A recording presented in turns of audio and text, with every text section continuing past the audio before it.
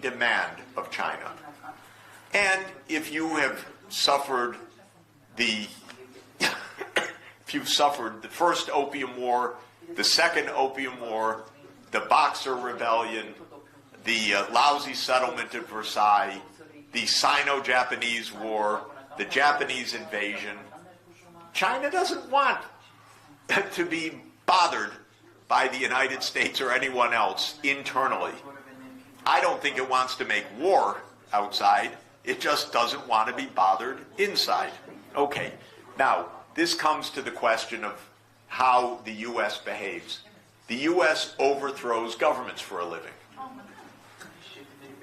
There's a very good book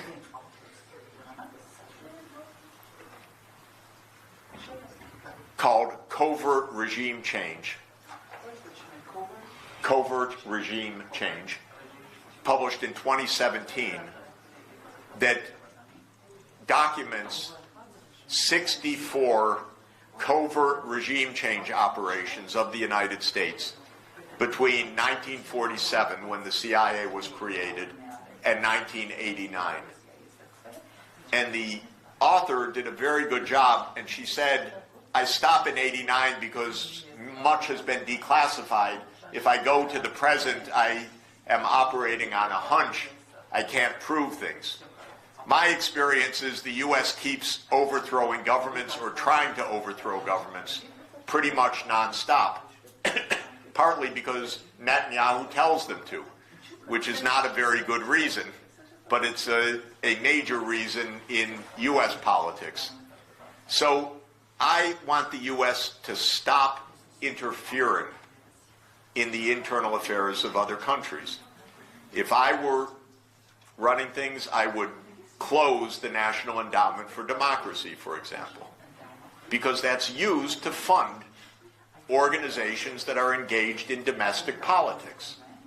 I don't believe in that. If another country did that, we'd have a scandal in the United States. But the U.S. does it everywhere in the world. So to my mind, I don't believe in it.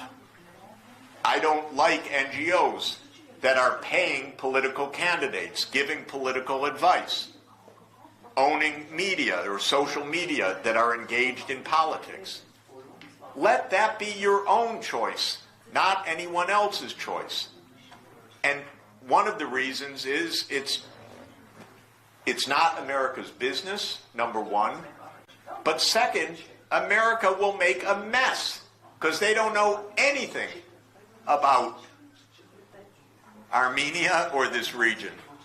Honestly, they don't. So you don't even want the meddling because they're likely to trigger all sorts of terrible things and misunderstandings and reactions and counter-reactions. You're the one that understands this region. Keep your politics safe and prudent and careful, but say to the outsiders, stay away, let us have our own politics. So this is my understanding of this. I have seen the U.S. meddling close up by accident. This is not my field. I'm not in regime change. I'm an economist. I have seen, for example, a president saying to me, they're going to take me out. They're going to overthrow me, meaning the U.S. And I, being naive, Jeffrey Sachs, said, no, Mr. President, everything's going to be fine. And then the CIA walked this president to an unmarked plane and flew him 23 hours to the Central African Republic in an overthrow. I'm referring to a coup in Haiti. Unbelievable. And you know what the press did about it in the U.S.? Nothing. Didn't even mention it. Because the New York Times is, if nothing, it's loyal to our security state. So it didn't see fit to even tell the story of an American coup in broad daylight. So all of this is to say, can we just have a nice talk together? Can we have coffee together? Could we even plan some roads and some rail and some fiber and some zero carbon power together?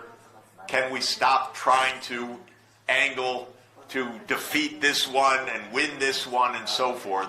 Because this is taking us only closer and closer to disaster. So I want the intervention to stop. I want the meddling to stop. I want Armenia to have a thriving democracy, and I want it to deal with all its neighbors, the ones you like, the ones you don't like, the ones you have a bad history with, the ones you have a good history with. In fact, all of your neighbors have been in trouble at some point in the last 2,600 years, all of them. And somehow you're all here. It's quite remarkable. You're one of the oldest nations on the whole planet. So this is very inspiring, and I'm sure that you will be the ones to continue that success in the future. Thank you. Thank you, Professor. I think it's a great note to end your. Thank you very much. I'm so sorry. I hope